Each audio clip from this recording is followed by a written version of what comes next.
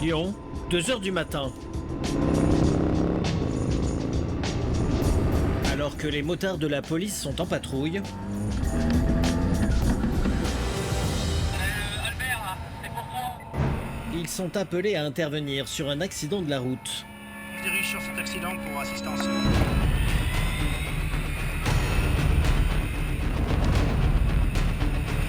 Il y a au moins un blessé grave. L'intervention est urgente. Direction l'ouest lyonnais. Les motos peuvent monter à 200 km/h. 10 minutes de route et voilà les policiers sur les lieux de l'accident.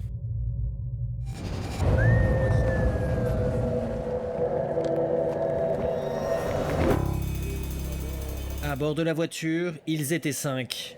Des jeunes d'une vingtaine d'années. Ah, ils ont du bol. Hein. Ouais, c'est clair. Le major Albert Léon doit déterminer les responsabilités. Il va découvrir que le conducteur a beaucoup de choses à se reprocher. Qui est le conducteur du véhicule? C'est vous? Fallait vous abstenir de fumer, monsieur. Non, fumez pas. Fumez pas. Après. Le fait de fumer peut fausser la mesure de l'alcoolémie. Vous êtes le conducteur, ça c'est le passager, d'accord? C'est les ramis. D'accord, il s'est passé quoi? C'est parce que c'est moi qui conduisais, je n'étais pas en état de conduire. Vous avez consommé de l'alcool? J'ai consommé de l'alcool, j'ai consommé de la drogue. Ah ouais. Là. Non, alors, regardez, d'accord. Vous avez consommé quoi comme stupéfiant? De la drogue, du chiffon. Ah, du chichon, d'accord. Vous avez fumé combien de joints? De 3. 2-3 joints? C'est ce soir là? Ce soir. Bon, belle procédure alcoolémie, stup en plus. Vous avez des kits de dépistage? On doit avoir ça aussi à toi, je crois. Ah ouais, vous avez fait le mélange explosif là? Comme d'habitude. Allez. Il n'y a pas de problème. Shit et alcool. Et le major Léon n'est pas au bout de ses surprises. J'ai accompagné mes collègues. J'ai pas le permis, j'ai pas l'alcool, j'ai pas le code. J'ai pas le permis. Non, il n'y a pas de problème. Il a fumé, il consommait de l'alcool, il n'a pas de permis, voilà, le cocktail explosif, là c'est le top. Voilà ce qu'on trouve régulièrement, qui est souvent la cause de nombreux accidents, nombreux décès de jeunes sur la route. Je sais pas, ils sont pas confiants. Un blessé seulement, mais il est mal en point, avec une fracture ouverte du bras gauche. Là, ce soir, il y a un truc, là, vous voyez le poteau en bois, vous le touchez ce soir, parce que votre copain est en vie, vous êtes tous en vie, tous les 5. Et bah, il y a Gerland, j'ai eu un accident il y a pas longtemps et on m'a dit pareil. Écoutez-moi, vous avez fumé, vous êtes grammé, et en plus vous n'avez pas de permis, pas d'assurance, et vous permettez de la ramener là? Je me la ramène. Alors faites-vous tout petit si Je vous me fais tout petit quand j'ai envie. Ouais, non, là, Malheureusement, J'écoute. ces jeunes imbéciles comme vous, il y en a tous les jours qui tuent leurs potes, d'accord? Écoutez-moi. Alors aujourd'hui, je pense que vous allez vous taire et on ne va pas vous entendre, d'accord? La leçon des policiers ne sert apparemment à rien. Devant notre caméra, l'un des passagers minimise les effets de l'alcool. Il avait bu 2 bières et à mon avis, il s'est senti plus fort qu'il le pensait en fait, c'est juste ça. Enfin, je pense pas que l'alcool était pour plus grand chose que ça. là, ça rappelle. Il y a tout le long, là. Tout le long. Pardon. Et regarde les traces. Il a loupé le virage, il est arrivé là. Là, il a bouffé le trottoir, il s'est retourné. En voyant les traces sur la chaussée, les policiers pensent d'abord à des restes de la victime qui a eu le bras arraché. Mais à y regarder de plus près, Attends, j'ai eu peur parce que là, tout à l'heure, on a vu les traces par terre, on a dit, c'est du gras. En fait, non, c'est des merguez qui a écrasé. Sur tout le trajet. Ouais, tiens, là, viens voir. en fait, les jeunes sortaient d'un barbecue bien arrosé et leurs merguez ont voltigé hors du véhicule. Ça sent la vinasse, putain, c'est infernal. Ouais, et ben ils ont du bol. Hein. Ils ont de la chance, ils sont vivants. Ils sont 5, les 5 sont vivants, voilà. Parce que quand on voit l'état de la voiture, hein, ça c'est une agglomération. Imaginez en race campagne où ça prend 2 fois la vitesse qu'il y a ici. Je donne pas cher de leur peau. Il faut maintenant acheminer le blessé vers l'hôpital le plus proche. On part sur Lyon Sud en déchocage. Et pourquoi on fait une escorte? Ouais, c'est assez important quand même. Il est assez choqué, des blessures assez importantes, donc on va essayer de pas trop traîner.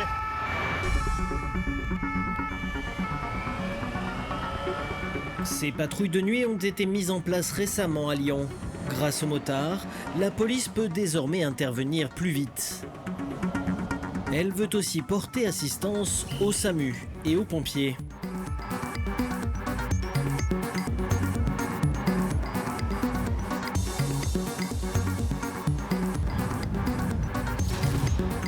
blessé sera hospitalisé 8 minutes plus tard. Combien? C'est N69 de TJ 740. Quant au conducteur, il pourrait être poursuivi pour défaut de permis aggravé ce soir. Il n'en a pas conscience, mais il risque 7 ans de prison et 100 000 € d'amende. Que ce soit sous le soleil estival ou par temps hivernal, les forces de l'ordre sont confrontées à un fléau persistant sur les routes, les chauffards. 166, la voiture blanche à Peugeot. Excès de vitesse, conduite dangereuse et accidents de la route font peser un lourd fardeau sur les épaules des forces de l'ordre. Oui, donc accident de la circulation, une VL est tombée dans un canal d'irrigation. Alors, partout en France, les gendarmes mettent le paquet. Dispositifs de contrôle mobile, patrouilles et multiplication des tests d'alcoolémie. Pendant environ 10 secondes. En 2022, plus de 1200 permis de conduire ont été retirés et près de 2000 véhicules ont été immobilisés pour des infractions liées à la vitesse et à la conduite dangereuse pendant la période estivale. Pour tenter d'endiguer le phénomène, les gendarmes de la compagnie d'Avignon multiplient les contrôles. À Lyon, les motocyclistes de la police prennent tous les risques pour mettre hors jeu les conducteurs dangereux. Souvent, vous êtes sûr que c'est moi? Vous êtes sûr que c'est pas un autre? Sur la Côte d'Azur, les hommes de la CRS 7 passent leur été en altitude, à la rescousse des sportifs malchanceux. Descendre, assaut, partito. D'accord. Accidents, sorties de route et urgences vitales, les forces de l'ordre sur tous les fronts, face aux chauffards.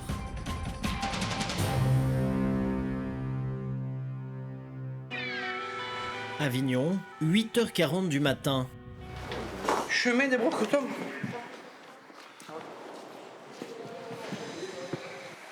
Serge, 56 ans, reçoit sa première mission du jour, un accident de la route. Une voiture serait sortie de la chaussée et atterrit dans un fossé. Il faut faire vite, des vies sont peut-être en jeu. En arrivant sur les lieux, Serge découvre le véhicule semi-immergé. Oui, donc accident de la circulation, une VL qui a quitté la route et qui est tombée dans un canal d'irrigation. Il n'y a pas de victime. Son conducteur, âgé de 18 ans, est sorti indemne du véhicule. Il a eu beaucoup de chance, mais il est très choqué. Tout s'est passé très vite. Je suis arrivé à ce niveau-là, j'ai des gars qui sont rentrés dans la voiture.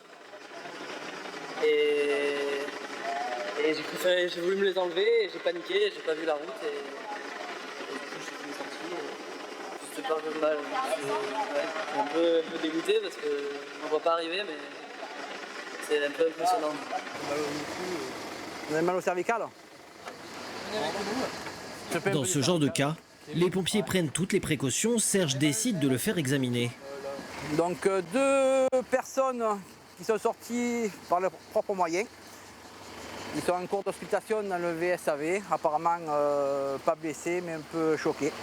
Donc message complémentaire suivra. Un accident a priori sans gravité, mais Serge le sait, avec un peu de vitesse, le résultat aurait pu être tout autre. Merci quand même. Et s'ils se retrouvent à l'envers, qu'ils ne peuvent pas sortir de la voiture et que l'eau rentre dans la voiture, ils risquent d'être noyés. Hein. Donc ils ont vraiment eu de la chance là. Une première mission accomplie, la voiture, elle, sera récupérée par un dépanneur dans quelques heures.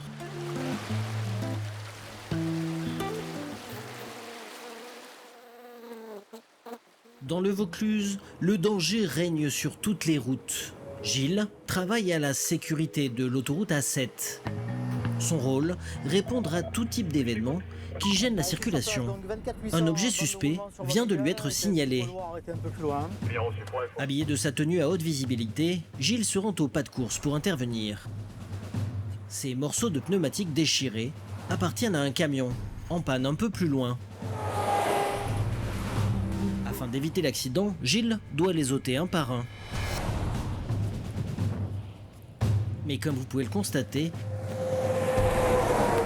il s'aventure sur la chaussée alors que camions et voitures passent à plus de 100 km/h à quelques centimètres de lui. Ça c'est tous les jours, voire plusieurs fois par jour. Donc là c'est un petit camion, c'est pas méchant, mais bon après quand c'est une grosse semi, ça prend déjà plus de place sur la bande d'arrêt d'urgence. Le pneu il est beaucoup plus gros, alors c'est sûr que s'il y en a un il le ramasse en voiture, il va esquinter sa voiture. Et ça c'est vraiment le plus classique, c'est ça. Mais à peine remonté dans son véhicule, une nouvelle intervention lui est signalée. Allez go. Une caravane a un pneu percé sur le bas-côté. Problème, elle se trouve sur la voie opposée. Et traverser les voies, sur autoroute, ce n'est pas si simple. Ah on aurait pu là, on va attendre encore un peu.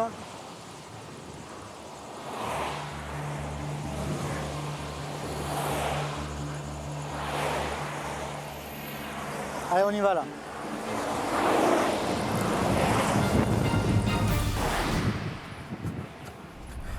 Impeccable. Ah ouais, pour traverser après, c'est délicat. Hein. Des fois, on peut rester 10 minutes planté. Lors de ces interventions, Gilles travaille sans cesse avec le risque d'être fauché par un véhicule. Sa hantise, les poids lourds. Ah bah là, les camions, ils sont à moins d'un mètre. Un mètre, ça fait pas beaucoup. Hein. Ça va vite. Hein. Donc, il y a toujours un risque. Ouais. C'est super, c'est super dangereux. Je suis bien passé pour le savoir. Le camion est arrivé, alors je sais pas s'il s'est endormi, s'il a tombé son briquet, je sais pas ce qu'il foutait, il s'est déporté et il m'a chopé l'arrière et bon il m'a bien bougé quand même, hein. Il a dû me faire bouger de 10 mètres et il m'a fracassé le fourgon. Gilles a conservé l'épave de sa camionnette qui lui a peut-être sauvé la vie. C'est surtout l'arrière qui parle quoi. Donc il m'a chopé là, il m'a fait tout le côté, donc là ça parle quand même.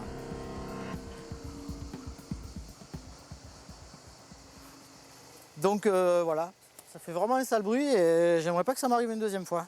Et, forcément, il y a toujours un petit traumatisme. C'est surtout le bruit, ça fait un bruit monstrueux. On le conserve là parce que des fois on s'en sert pour sensibiliser les gens. Quand on fait des étapes estivales ou des week-ends de sécurité, on le fait venir avec une dépanneuse sur une heure de service et puis ça au moins ça parle aux gens. Avec ses collègues, Gilles veille nuit et jour sur l'autoroute A7. Un univers dangereux où certains adoptent des comportements étonnants.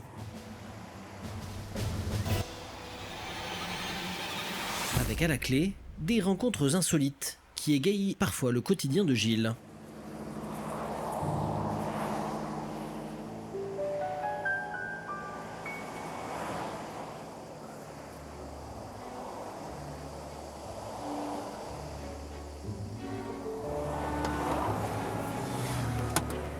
Alors là, on a un jeune couple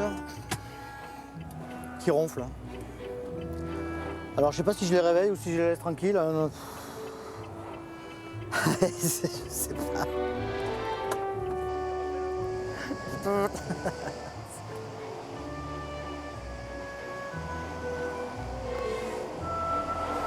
Bon, on va taper. On tape.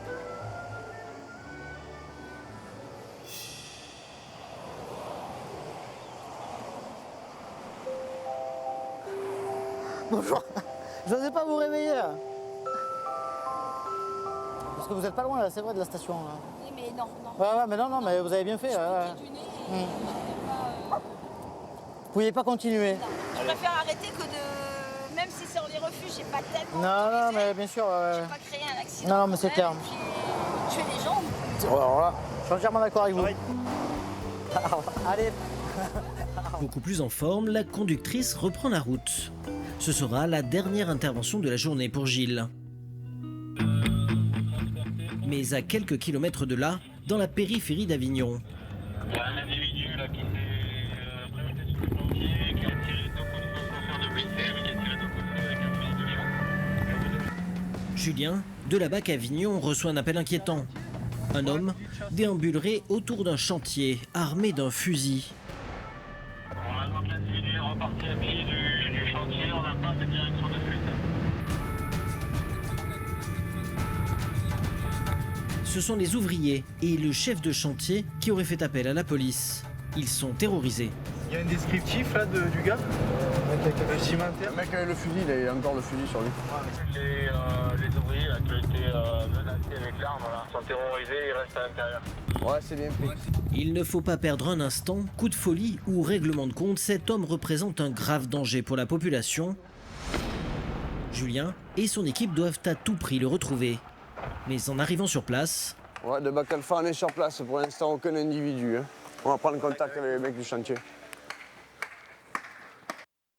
Ouais, Bac Alpha, c'est bien reçu. Bonjour messieurs, c'est la police. Il y avait un individu avec un fusil. Ah, habla espagnol? Ah, portugais. ¿A dónde está el hombre con el fusil? Aquí, ¿no? ¿No? Si. Non? Je vais voir par là. Il n'y aurait aucun témoin. Les policiers poursuivent leurs recherches à pied. Vous avez vu l'individu avec un fusil? Par là, il est parti? À droite ou à gauche? Mais dans ce quartier sensible... C'est qu'il n'y a pas ce nom de rue, les mecs nous ont dit qu'ils avaient pris à droite ou à gauche, ils ne savent pas. Nous, sur place, on demande, personne qui a rien vu. Personne ne semble prêt à leur indiquer la bonne direction. Lorsqu'enfin, l'homme se rend de lui-même au policier. Alors, qu'est-ce qui s'est passé? Attends, t'as rien sur toi? Non, j'ai rien sur moi. Je ne peux pas passer comme ça. Tu as quelque chose dans la voiture? Mets-toi là, mets-toi. Il est où le fusil? C'était pas un fusil, c'est un truc artisanal. Je l'ai déjà fait. Il n'a plus d'armes sur lui, il l'aurait abandonné. Ça fait 2 mois, ils se foutent de ma gueule, ils m'envoient voir le patron de tout ça. Pour travailler sur le chantier là-bas? Ouais, pour travailler. Non, mais j'avais... Je te ferme ça. C'est bien l'individu, nous déclare avoir rejeté les trucs d'armes. Et c'est par rapport au chantier, parce qu'ils devaient te faire bosser, t'as pas fait bosser? Ils font bosser, ils font tourner en rond. La raison de ce coup de folie, une mésentente avec son employeur. Julien et son équipe aimeraient retrouver l'arme. L'homme leur assure l'avoir déposée dans une poubelle publique.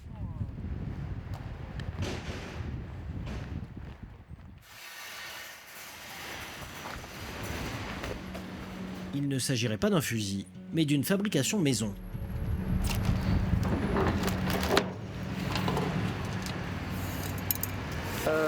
L'arme qui a été utilisée, c'est un tube apparemment avec un détonateur. Fabrication artisanale, qui doit tirer, je pense, une cartouche. Ah, t'as 2 tubes. T'es sûr que tu l'as jeté là? Si t'es coopératif, ça serait bien.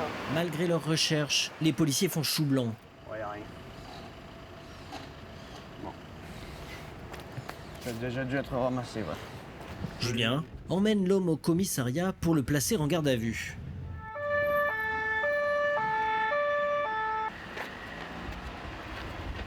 L'homme risque une lourde peine. Donc voilà, juste terminer la comme ça. Pour détention d'armes de catégorie C, il encourt jusqu'à 2 ans de détention et 50 000 € d'amende.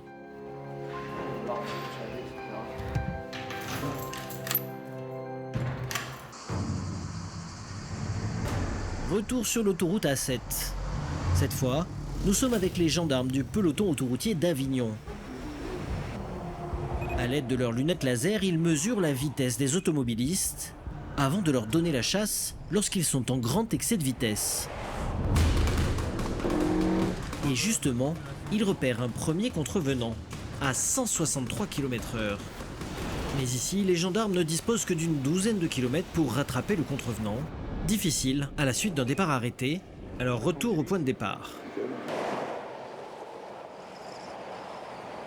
Ici, la fenêtre pour les prendre, elle est assez courte quand même.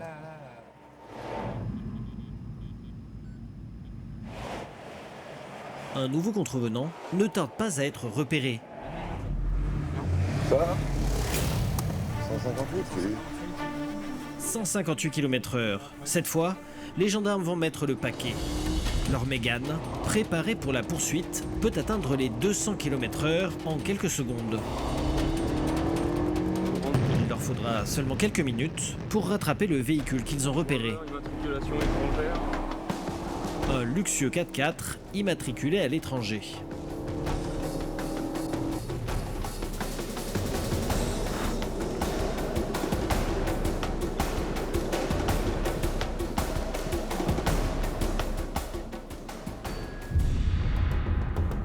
L'homme ne fera pas de difficulté à s'arrêter, il est conduit sur l'aire d'autoroute la plus proche. So bonjour. You have your license, please, and the paper of the car.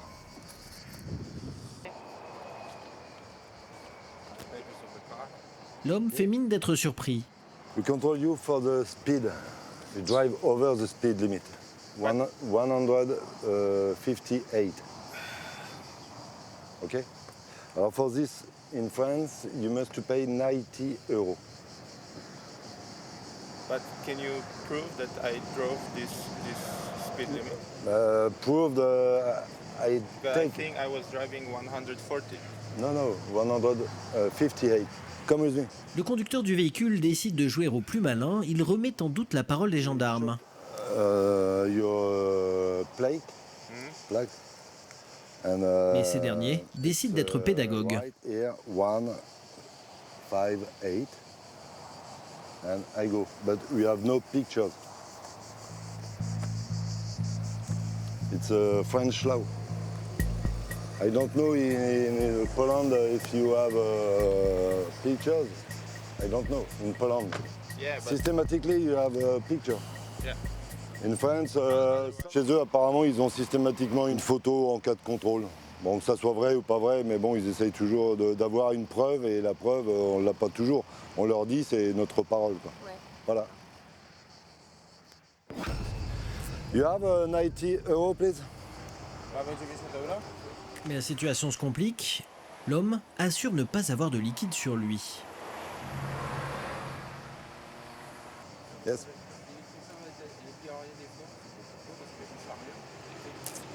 You have no enough? No cash. No cash? You have a credit card? Yeah, I have a credit card. Credit card, we go to center town. Donc là, la personne n'a pas d'argent sur elle, donc on va aller à un distributeur avec sa carte de crédit pour qu'il retire de l'argent. Le coup était bien tenté, mais les policiers vont l'accompagner pour percevoir l'amende. 90 euros. Ok. Thank you. Et la journée n'est pas terminée, et quelques minutes plus tard, le contrôle reprend.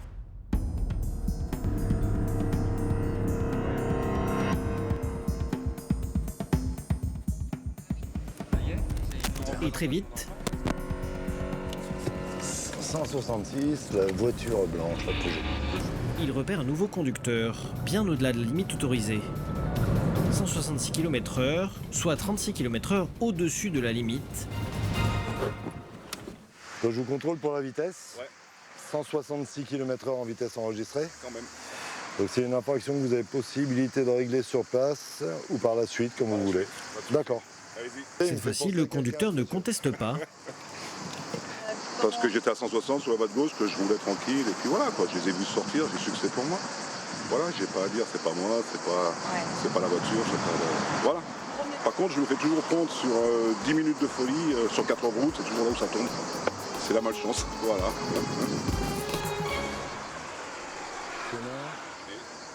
Il se montre même sympathique avec les gendarmes. Vous faites quoi comme boulot? Fabricant de luminaires contemporains. Luminaires contemporains. Est-ce que même ça, vous le marquez? L'activité? Non, ça c'est parce que je suis curieux. C'est vrai? Oui. Vous voulez mon portable, non? Non. Luminaires contemporains haut de gamme? Au revoir. On a des personnes qui sont de très bons, entre guillemets, de très bons clients. C'est-à-dire que la personne reconnaît son erreur et puis elle vient... c'est vrai que ça se passe même de façon comme là, presque amicale, quoi. Chaque été, la police des routes sur l'autoroute A7 distribue quotidiennement jusqu'à 14 amendes.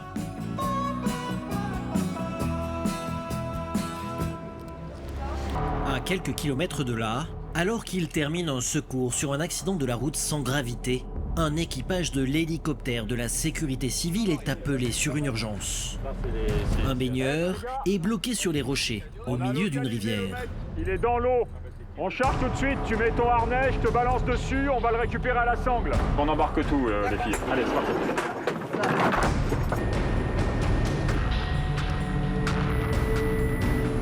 L'hélicoptère longe la rivière pour tenter de repérer les lieux. très vite, les secouristes aperçoivent un attroupement. Le baigneur a disparu. L'appareil se pose à proximité sur la berge. Les témoins confirment que l'homme recherché est au fond de l'eau. La disparition est confirmée. Oui, ils l'ont pas vu ressortir. Ils étaient en train de faire les rapides là. Il y en a un qui s'est propulsé sur la paroi et il a réussi à se sortir. L'autre il est rentré sous l'eau et on l'a plus revu. Les secours s'organisent, chaque minute compte. L'homme disparu est peut-être encore en vie. Les plongeurs sont reliés à des cordes au cas où le courant les emporte au fond de la rivière.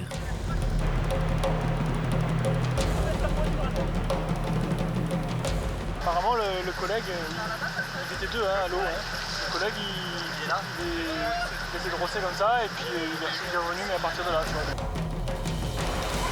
Cet endroit est connu pour sa dangerosité. Le courant est si fort qu'il entraîne des baigneurs contre cette paroi avant de les aspirer vers le fond. C'est un mouvement d'eau, comme une machine à laver en fait, qui bloque les gens au fond de l'eau. Il semblerait même que l'endroit, il y a un tourbillon permanent à cet endroit-là. Donc l'endroit est connu des locaux comme étant dangereux. Donc vous y allez pas, vous? Non, là-bas non. Je sais qu'il y a déjà un monsieur qui est mort là. Les plongeurs ne trouvent rien et les minutes passent. Au bout d'une demi-heure de recherche, ils finissent par repérer le corps à 4 mètres de profondeur. Le médecin ne pourra rien faire et constate son décès sur la berge.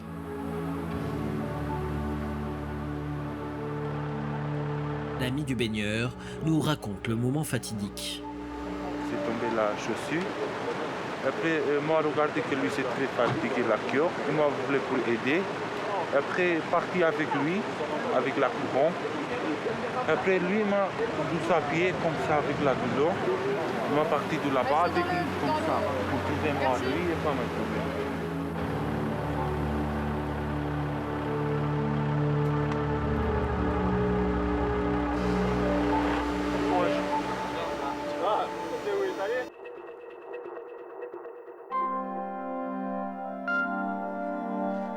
Nous sommes de retour sur la base hélicoptère avec les secouristes en montagne. Bien, 7h30, 7h30 vous êtes matinal. Comme tous les matins, certains partent s'entraîner dans les environs. D'autres restent au poste, toujours prêts à intervenir en cas d'alerte. Poste de secours US. Et justement, un skieur de randonnée vient de se casser la jambe. Donc c'est plus le Toubib qui le fait. Gilles, 46 ans, va embarquer avec un collègue. Les secouristes sont inquiets. Le médecin ne peut pas les accompagner, il est réquisitionné pour une autre intervention. Exceptionnellement, Gilles va devoir se débrouiller tout seul pour prendre en charge le blessé.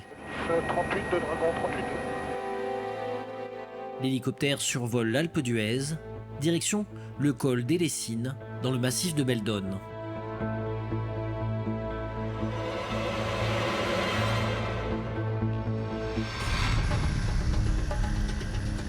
Gilles débarque à proximité du skieur blessé.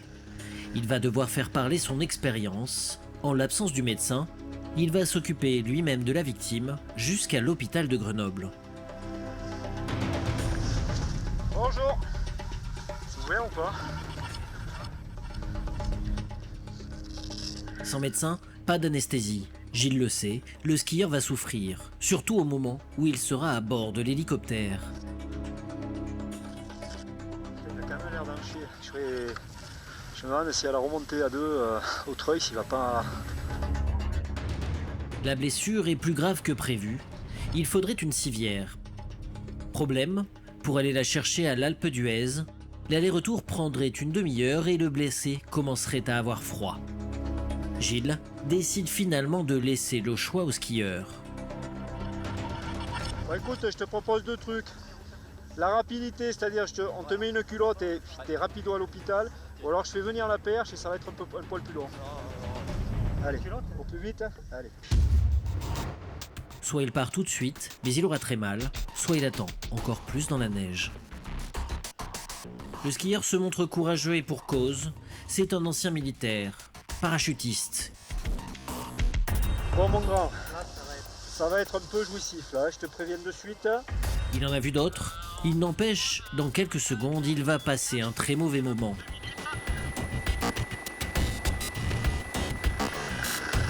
Tu vas un peu morfler au départ, hein, gars. C'est le moment critique.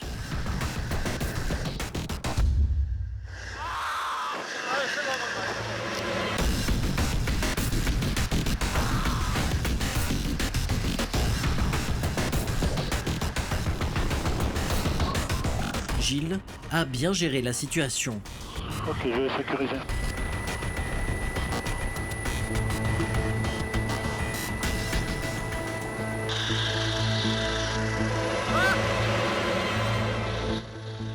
Malgré l'absence de médecins et de civières, il a réussi à remonter le skieur en un temps record.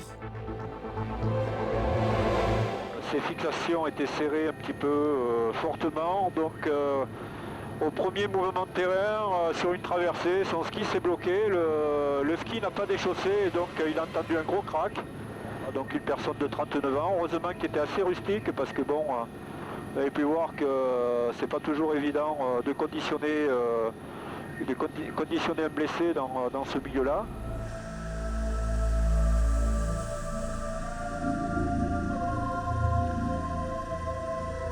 « 6 minutes de vol jusqu'au CHU de Grenoble.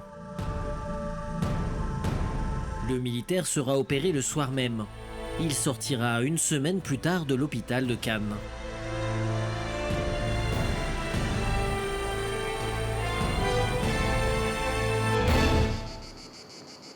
Retour à l'héliport. Ah oui, ce que tu disais tout à l'heure. Et donc à ce moment-là, une fois que c'est purgé, tu plantes. Ce matin-là, les secouristes et le médecin préparent une perfusion.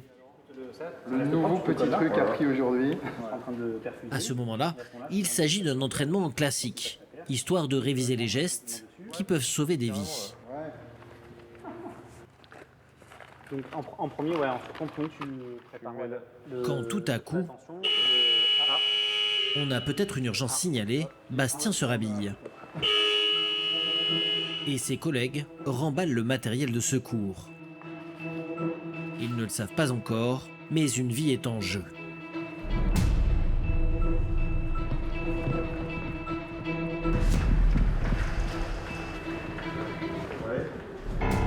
C'est quoi une chute? C'est une personne qui a fait une chute. Combien de mètres? Pour l'instant. Une chute assez haute. Hein. Ouais. D'accord. On ne sait pas s'il est conscient, pas conscient, on n'en sait rien. Ouais. On n'en sait rien du tout. D'accord. En quelques minutes, les secouristes passent du sable de la Côte d'Azur à la neige des hautes montagnes. Altitude de départ 0 m, arrivée 2830 mètres.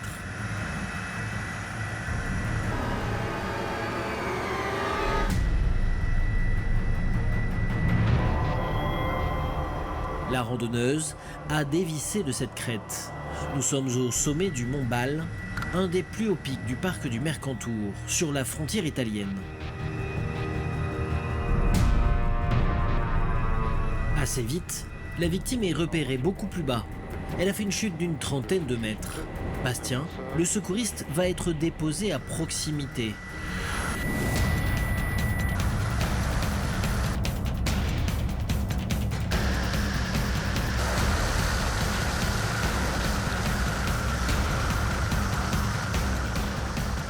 Sa mission, prendre contact avec la blessée pour un premier diagnostic. Vous parlez français? La victime est une Italienne de 58 ans et, signe inquiétant, elle a du sang sur le casque et est à demi consciente. Vous avez fait ça comment? Comment c'est arrivé? Descendre? D'accord. Elle était en haut. Toi, tu voulais faire tout jusque là-bas? Ah ouais. D'accord, d'accord. Est-ce que vous avez perdu connaissance? Do you remember? No, no. Don't remember anything. Can you move your legs? No, no. Okay. Hop. De toute évidence, c'est son casque qui vient de lui sauver la vie. Vu la gravité de la situation, Bastien demande au médecin et au deuxième secouriste de le rejoindre immédiatement. Une chute assez haute et elle a plus trop de motricité dans les jambes, mal au dos, mal aux doigts et mal aux côtes. Le médecin diagnostique un traumatisme crânien et un éventuel traumatisme au thorax. Il décide rapidement d'installer une perfusion. Après le cours théorique de ce matin, il peut passer à la pratique. Problème, il n'est pas facile d'administrer les premiers soins sur cette pente.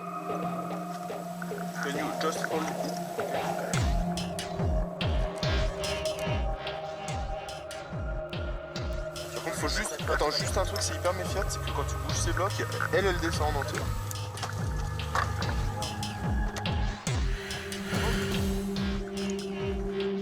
La pente est tellement raide que le brancard est intransportable.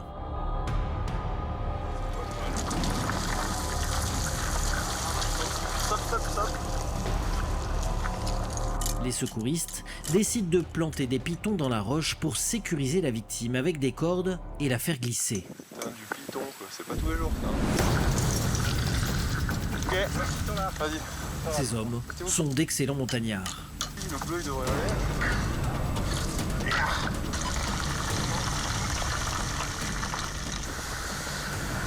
Les secouristes descendent encore la victime sur une centaine de mètres.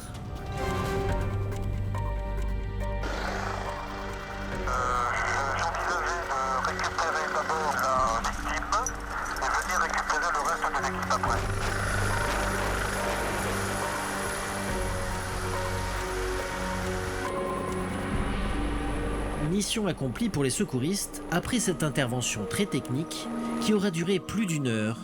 Ils ne boudent pas leur plaisir. La bombe! Yeah! Trop d'aval. L'Italienne sera prise en charge à l'hôpital Saint-Roch de Nice. Miraculeusement, elle s'en sortira avec de légères blessures. Sur les routes aussi, le trafic est plus dense l'été et les dangers multipliés. Aujourd'hui, c'est un samedi de chassé-croisé. À la caserne des pompiers de Royan, l'alerte vient d'être signalée. Les pompiers de Royan. Bon, bah allez, c'est parti. Accident de circulation mettant en cause un véhicule de tourisme.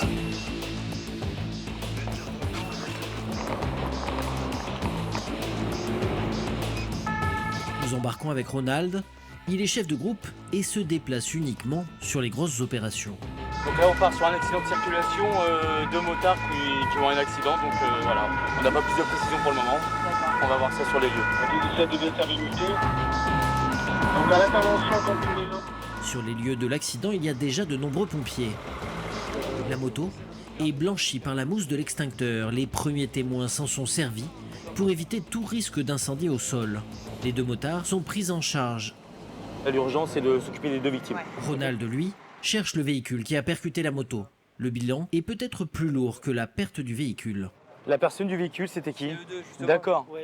D'accord, messieurs, dames. Comment vous vous sentez? Ça va? Écoutez, et comment ça s'est passé? C'est que... Non, je vais vous expliquer. D'accord. C'était bloqué, en fait. Et puis, comme ça s'est arrêté devant, je suis sorti. Et à ce moment-là, la moto est arrivée, elle doublait. Bon, effectivement, elle a une moto... D'accord, ok, ça marche. Ok. C'est ce couple de sexagénaires qui a percuté la moto.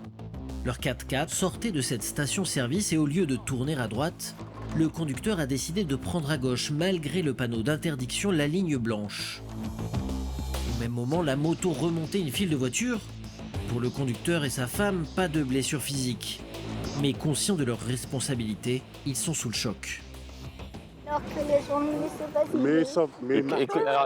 Madame, vous savez ce qu'on va faire? Vous allez vous asseoir dans votre véhicule en attendant si vous vous sentez pas bien. D'accord? Ok, je comprends. Oui, non, mais je comprends aussi, il n'y a pas de souci de ce côté-là. Il y a un médecin qui va arriver, est-ce que vous voulez être vu par le médecin tout à l'heure?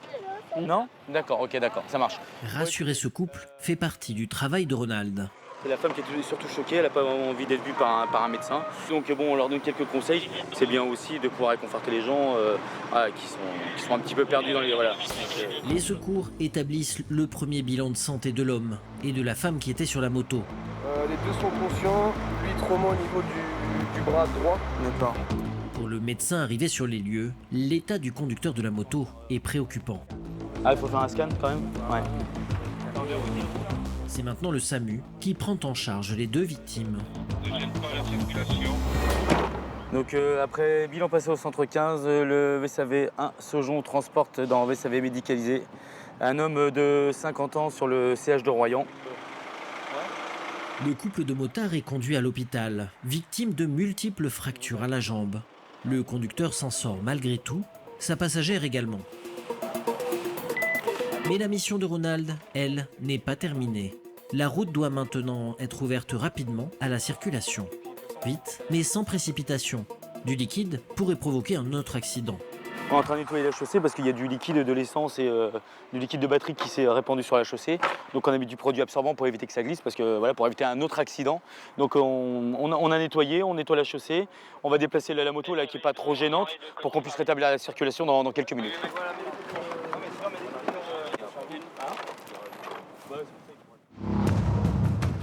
Quelques heures plus tard, à 50 km de là, Philippine prend son service. À 25 ans, elle est chef de groupe elle aussi. Une progression éclair pour une femme de poigne. Sous ses ordres, une vingtaine de pompiers.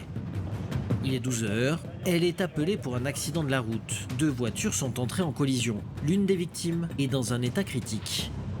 Là j'y vais, je sais que j'ai beaucoup de moyens, j'ai 2 ambulances, un véhicule de secours routier, une équipe médicale. Donc voilà. Toutes les équipes sont déjà sur place. Depuis sa voiture, Philippine suit les interventions en cours. Chef de groupe Magnanville, Paris. La particularité de notre secteur, c'est qu'il est très grand. Du coup, on a beaucoup de petites communes en pleine campagne, le temps de les rejoindre. J'ai plus un rôle de réflexion et d'anticipation. J'arrive un petit peu après, donc ça me permet d'avoir du recul et de confirmer ou pas les actions des premiers chefs d'agré. Et puis après, moi, de donner les miennes, de donner mes directives. Et des directives, elle va devoir en donner très vite. Arrivée sur place, le temps de s'enquérir de la situation. Et la voilà déjà en train de coordonner les opérations. Les chefs d'ambulance, je vous fais un petit point. Oui. Là, en gros, vous allez vous mettre à disposition. Enfin, il y a un équipier qui reste dans l'ambulance. Ils vont dépavillonner et sortir le monsieur par l'arrière. Okay. Du coup, il faudra se mettre à disposition. Deux personnes à disposition. Voilà, comme ça on est tranquille, on fait quelque chose de propre.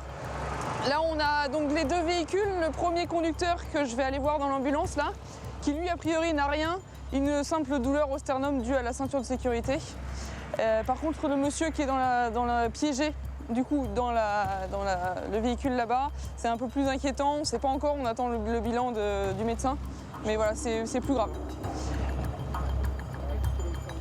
Encore choquée, la première victime essaye de raconter l'accident aux pompiers.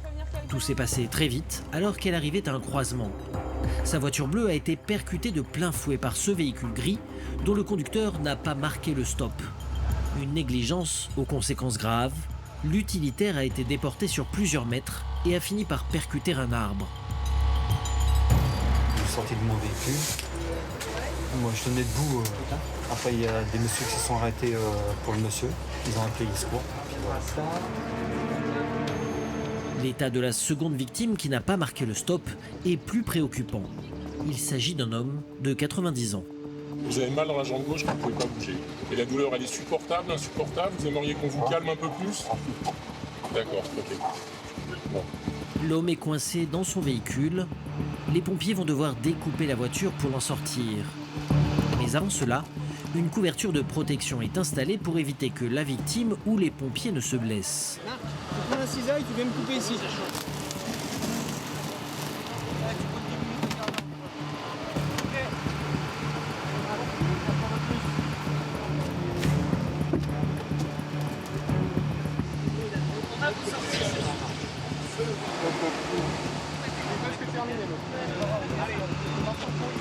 Les pompiers vont maintenant sortir la victime avec les plus grandes précautions.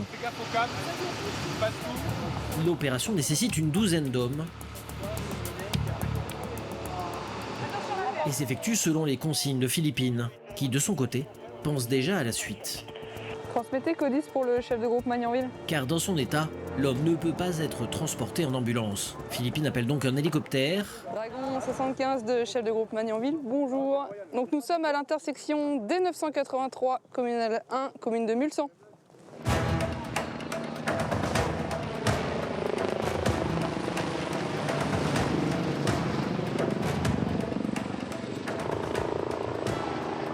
Il fait le tour et regarde. Le problème, c'est que c'est des herbes qui sont hautes, on ne sait pas trop ce qu'il y a en dessous. faut que ça soulève, donc autant que ça soit sur un sol bien solide. La piste d'atterrissage, ce sera donc la route. Donc là, en fait, je prends contact avec le pilote, puis on va amener tout simplement la victime jusqu'au Dragon, pour qu'elle soit transportée jusqu'à Percy, à Paris. Bonjour, vous allez bien? Ça va? Bon retour. Dans 15 minutes, la victime sera prise en charge à l'hôpital. En France, 60% des retraités conduisent quotidiennement leur voiture. Ils font preuve de plus de prudence, mais les accidents restent nombreux. Pour l'instant, aucune loi n'encadre la conduite des personnes âgées.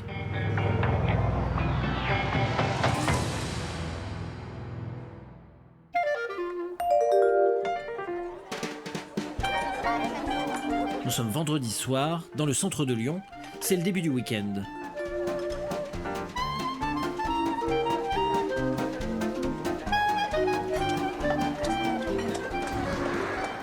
Le Major Léo, comme à son habitude, se met à sillonner les routes de la ville lumière.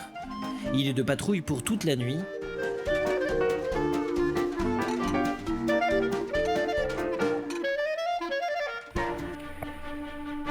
Mais alors qu'il s'arrête à ce feu rouge, les motards observent les voitures qui arrivent sur leur gauche. Le feu vient de passer au rouge également, et un homme traverse sans même ralentir.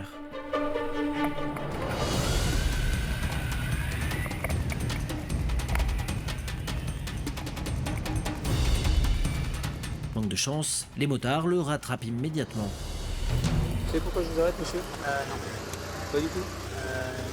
Vous venez de franchir 2 feux rouges. 2 feux rouges? 2 feux rouges. Non. Si. Je vais venir vous montrer les feux rouges, venez voir. Ah non, mais on n'a pas dit que vous avez menti, non? Allez, passez vite, attendez-moi. Vous voyez le sens interdit là-bas? Ouais. Juste derrière, c'est le feu. Et le second, il est où ça clignote à l'orange, là. Mais je suis pas passé au rouge. Ah, si. Je vous garantis que vous êtes passé au rouge. Hein. Pardon. Non, mais je connais le vin. Ah ouais, mais nous on le connaît aussi et je vous garantis que c'est... Vous venez, s'il vous plaît? Mais vous n'avez pas une preuve vidéo? Je vois que vous avez tout... Mais non, mais il n'y a pas besoin d'avoir une preuve vidéo.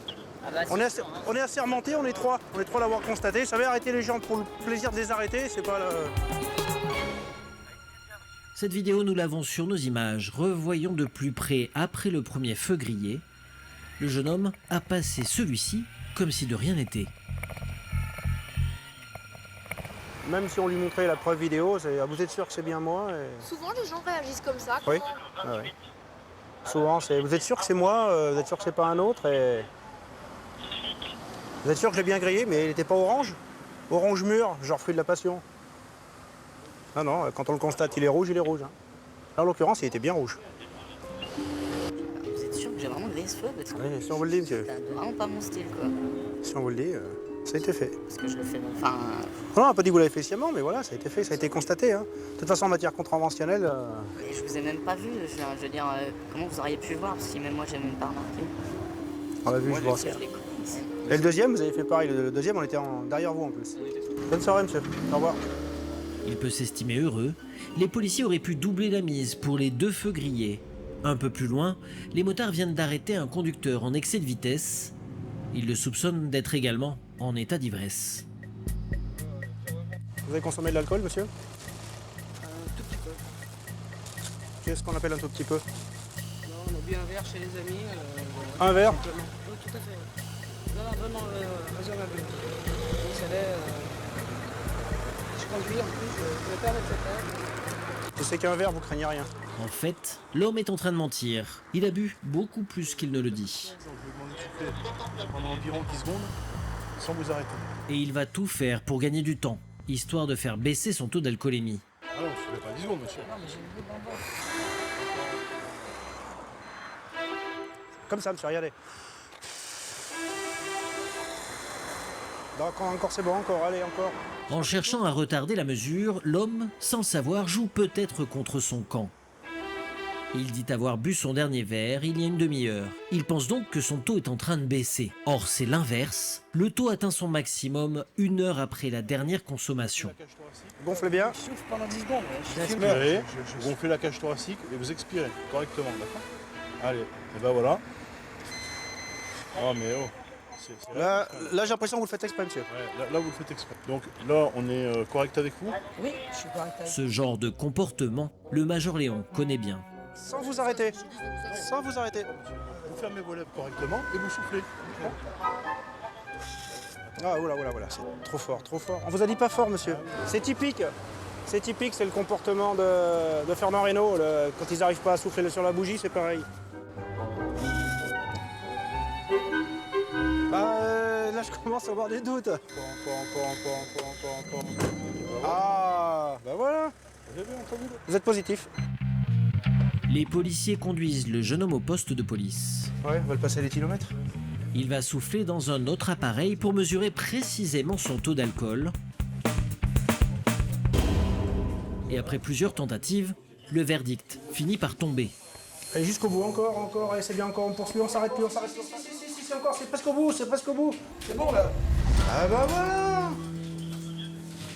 0,86, 0,87. C'était quoi, ça?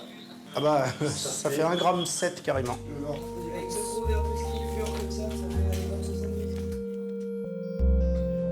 T'as les données, là?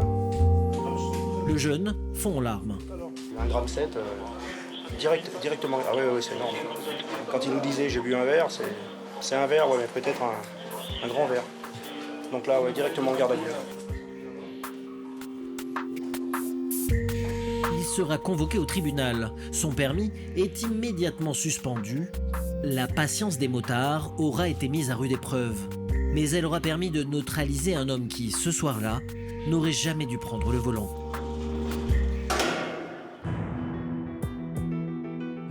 Quelques semaines plus tard, nous sommes à Bayonne, au mois de juillet, en pleine feria. C'est corrida, et ces rues aux bars improvisés attirent chaque année plus d'1 million de personnes.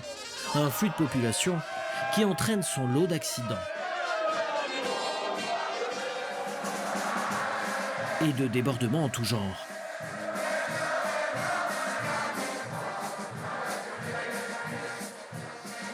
Les journées les plus chaudes de l'année. Pour les pompiers de la ville, dès la première soirée, les accidents se multiplient. Julien, pompier depuis 11 ans, est envoyé sur place avec son équipe. Il s'agit d'un jeune très alcoolisé. Il se serait blessé au dos en tombant. Chute de 2 mètres, 23 ans, alcoolisé, ne peut pas marcher, douleur au déplacement. Sur les lieux. C'est vous qui avez appelé? Il s'est réfugié dans sa voiture mais ne peut plus bouger. Pour Julien, l'intervention ne s'annonce pas facile. Ouais. Tiens, tu passes derrière, tu fais un maintien de tête de suite. Ça va. Tiens, t'as l'épaulé là. Ça te fait très très mal? Là, c'est-à-dire que j'ai réussi à me lever, mais après ça me lance quand j'essaie de marcher. Ok. Un des pompiers lui maintient des cervicales et un autre vérifie qu'il peut bouger les membres inférieurs. Ouais, c'est bon. Tu peux bouger un peu les jambes? Ouais, je peux. Là, c'est juste que quand je lève la droite, ça me fait mal dans le dos. Le pire serait que la colonne du jeune homme ne soit touchée, ce qui pourrait avoir des conséquences graves et le rendre notamment tétraplégique. Pendant que ses coéquipiers s'occupent de lui, Julien essaye de comprendre ce qu'il s'est passé. Je me portais, en fait, on dansait, je sais pas quoi, et je me suis entraîné par le poids et il a réceptionné de cette hauteur sur la reste dessus. On va sortir le brancard histoire de le mettre directement. Je suppose que tu as bu pas mal d'alcool, non? Un petit peu, on a fait un peu. Un petit peu. Combien de verres? 2, 3? Plus que ça, ok. On va te sortir de la voiture et à l'issue on fera les constantes.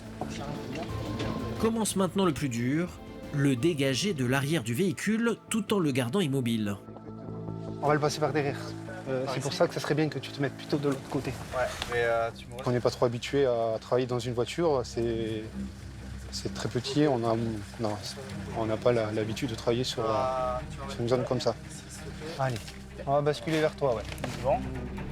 Si durant la manœuvre ça te fait plus mal, tu me dis, on va trouver une autre solution. On te met sur le côté.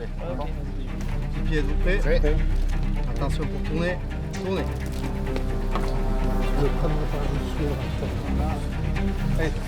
Dès la première tentative, les pompiers arrivent à glisser le jeune homme sur la civière. Vas-y, allonge tes jambes, si tu veux. Okay. Ça va, Jean? Ouais, ça va. Allez, vous êtes bien là? Ça bouge pas trop? Allez.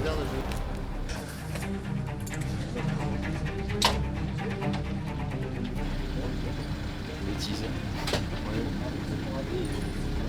Il a un peu la soirée. Un peu, ouais. Excusez-moi. Ouais. Donnez-lui comme ça, il nous appellera. Tu me sens, Réna? Ok, bonne sensibilité des membres supérieurs et inférieurs.